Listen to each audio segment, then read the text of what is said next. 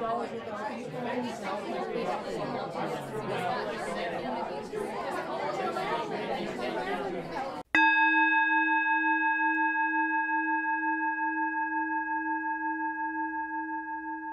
morning.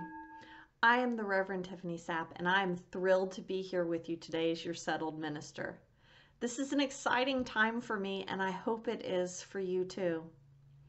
This is the beginning of a new journey for us together, and there is so much for us to do. During these changing times, it's easy to get stirred up.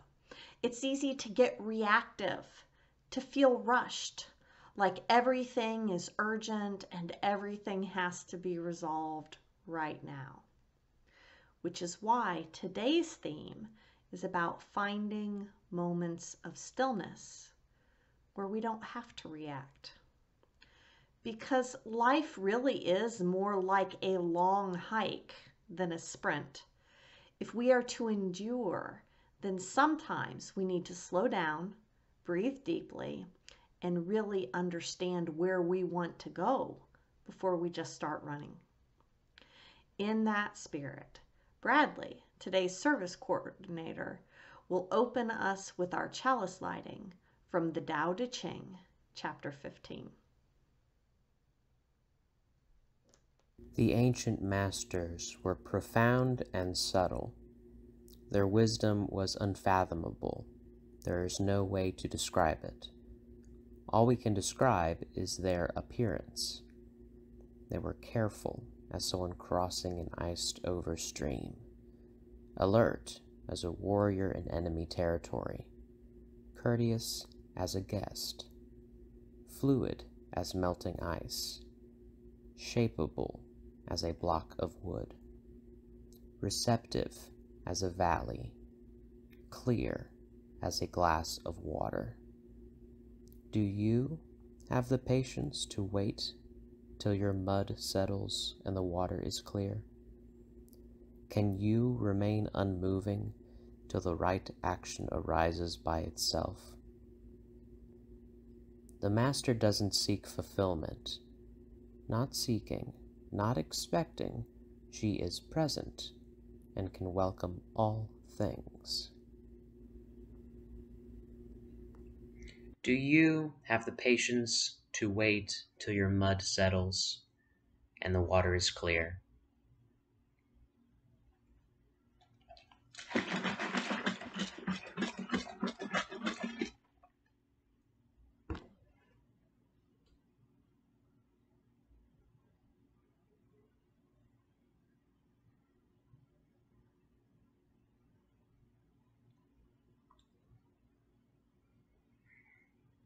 Let's admit it. It's hard to be still.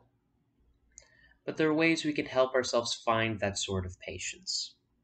And one of those ways is meditation. Our opening hymn is inspired by the meditation technique called Zazen, where you simply pay attention to your breath. This is meditation on breathing.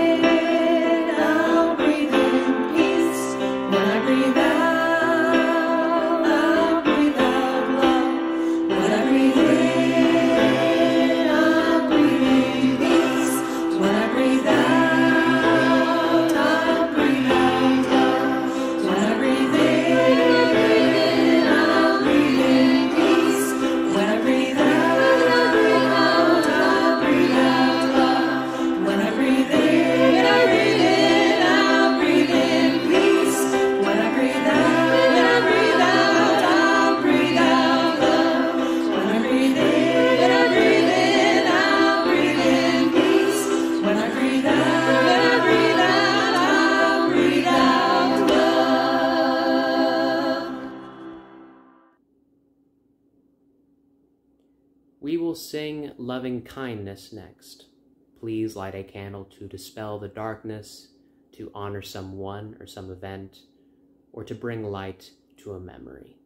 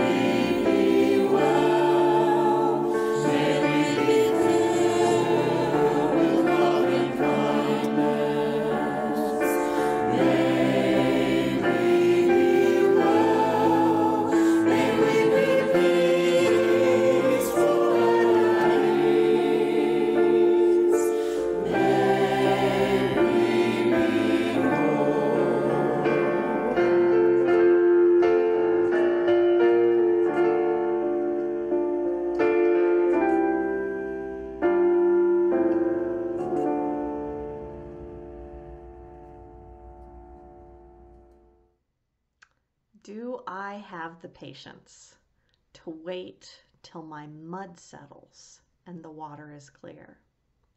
Can I remain unmoving till the right action arises by itself? No, I really can't.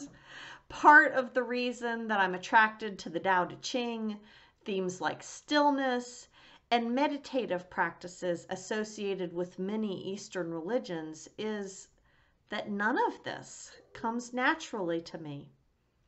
The temptation to feel important through busyness is something that so many of us can relate to, as is the burnout that follows. I've learned that the hard way a few times in my life already. I've learned that I can't just be on all the time.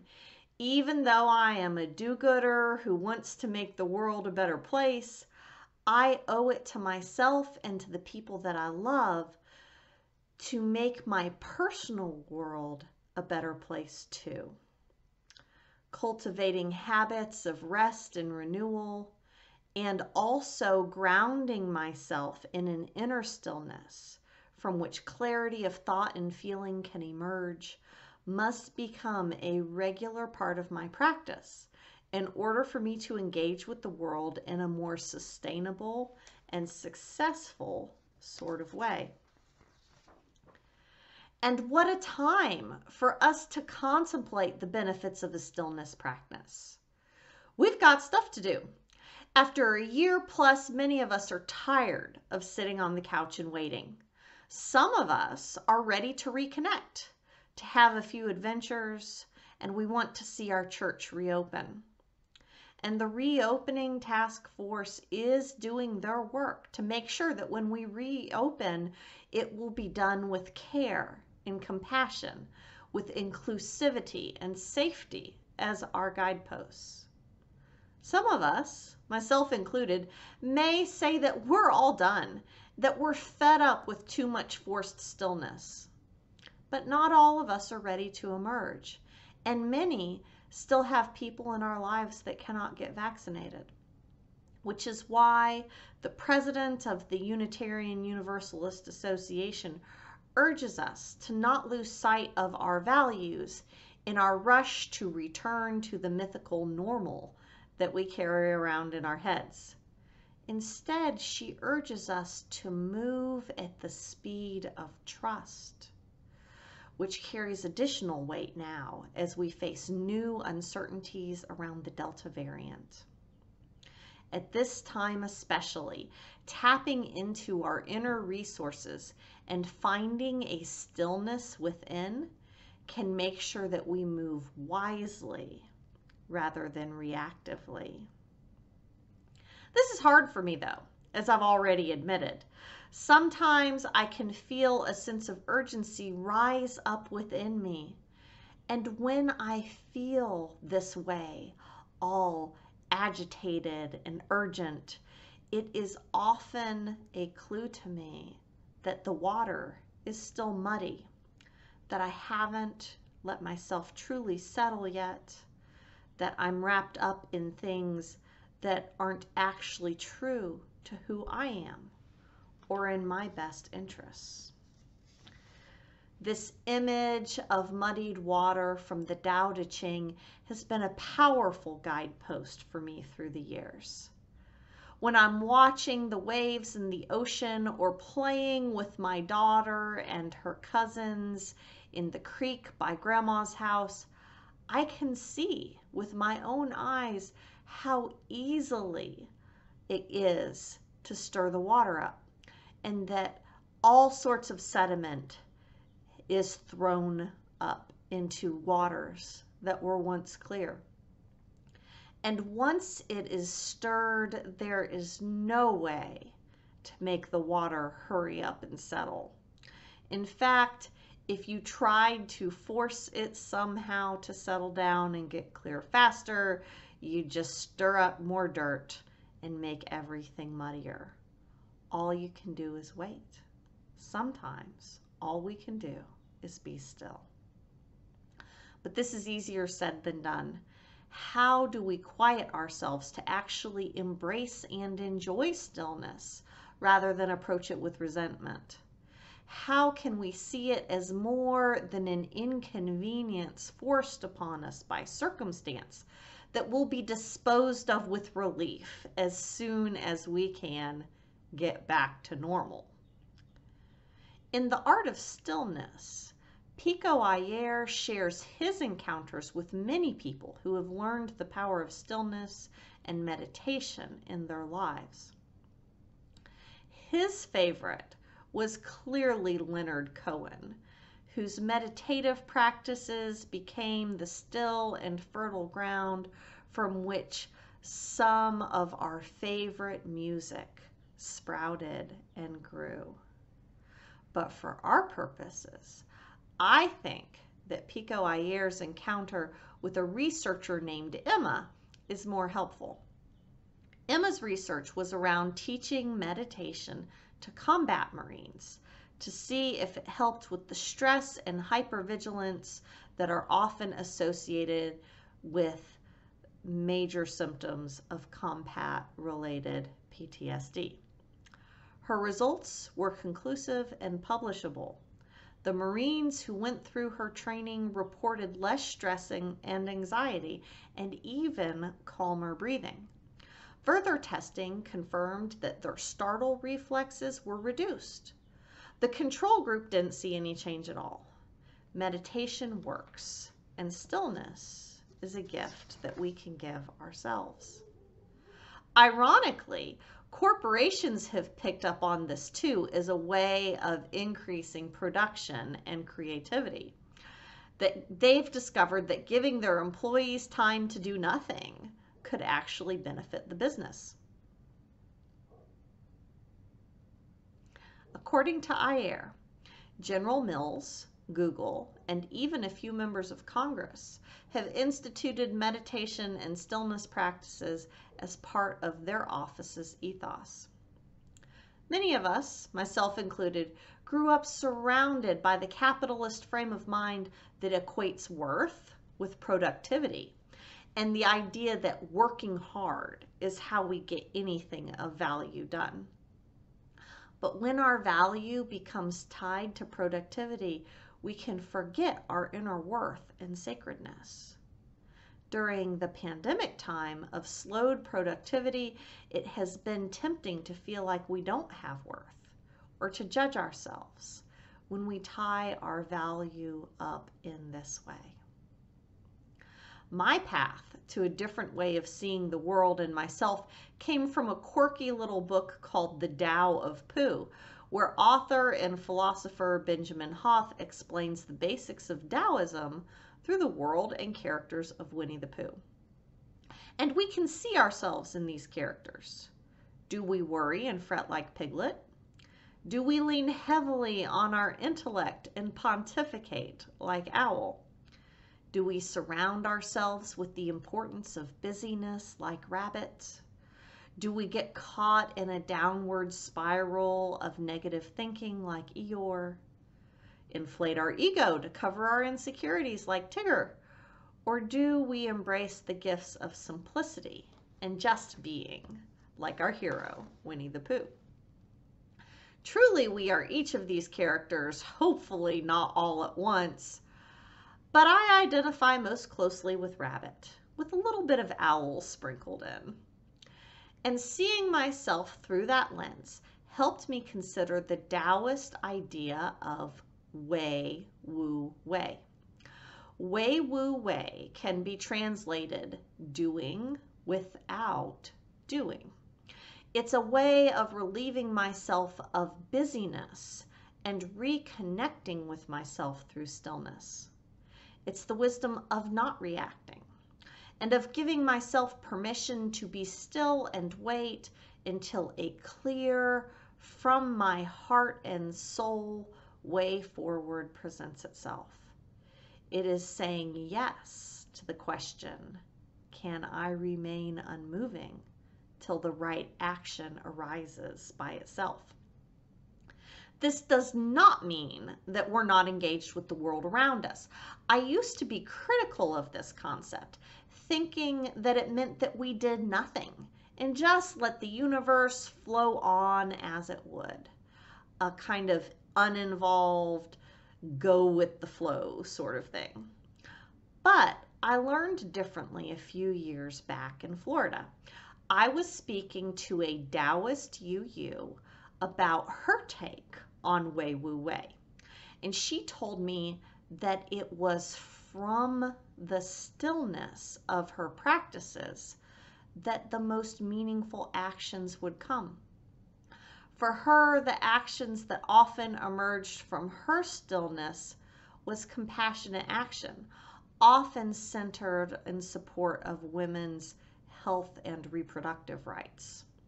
She shared some incredible stories about escorting women safely into their clinic, drawing upon the stillness and strength of her practice to not be riled up by the protesters around the building. It was from the stillness that the most meaningful action would come. Like music that gets its character from the rests as much as the notes, like the dancer that begins and ends in stillness, like the burning campfire that needs space between the logs as much as it needs the fuel, like land that lays fallow in the winter so that it can be ready for spring planting. Our most meaningful work flows from times of stillness and contemplation. It is exciting for me then to imagine what sort of meaningful living is emerging from this period of prolonged stillness. And this is how stillness impacts our Unitarian Universalist faith.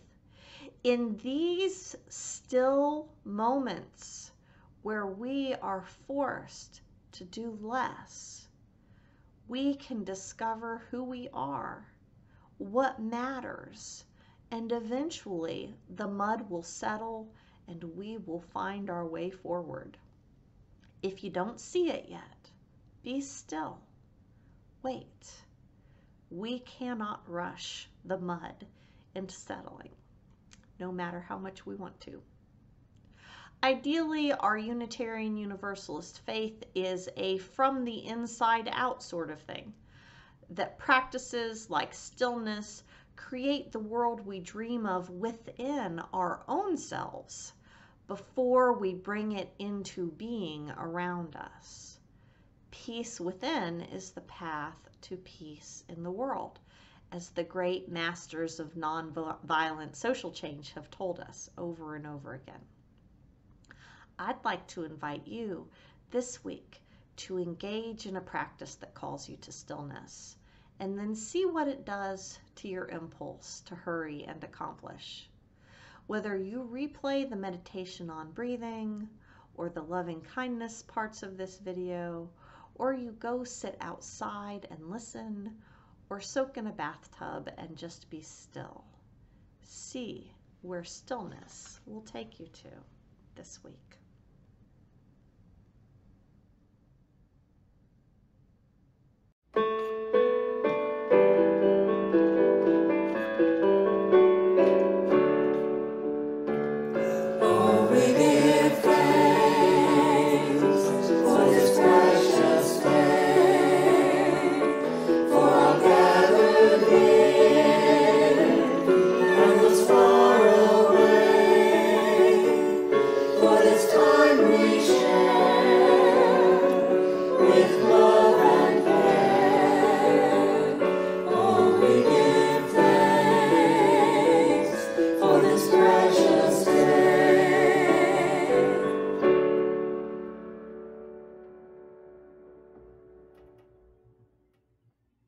Well, here we are. The mud has settled, and all it took was patience and stillness. Our benediction today comes from Henry David Thoreau's Walden.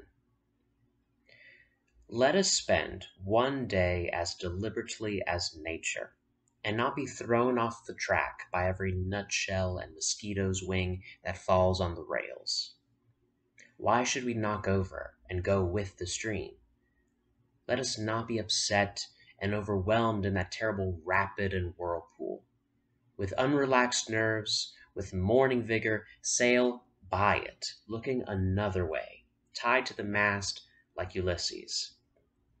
Let us settle ourselves and work and wedge our feet downward through the mud and slush of opinion and prejudice and tradition and delusion and appearance, that alluvion which covers the globe, through Paris and London, through New York and Boston and Concord, through church and state, through poetry and philosophy and religion, till we come to a hard bottom and rocks in place, which we can call reality, and say, this is, and no mistake.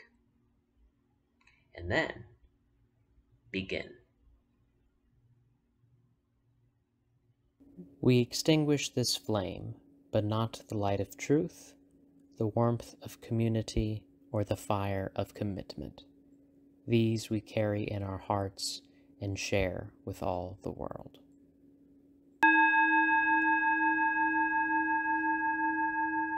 Thank you for joining us for this service. Please visit our website or like us on Facebook to stay in touch with us, to learn more about the work of the Reopening Task Force, or to find out how to become more involved in our community. We will post another virtual church service next Sunday. To help protect the most vulnerable among us, in keeping with our Unitarian Universalist principles, we encourage everyone who is able to get your COVID-19 vaccination.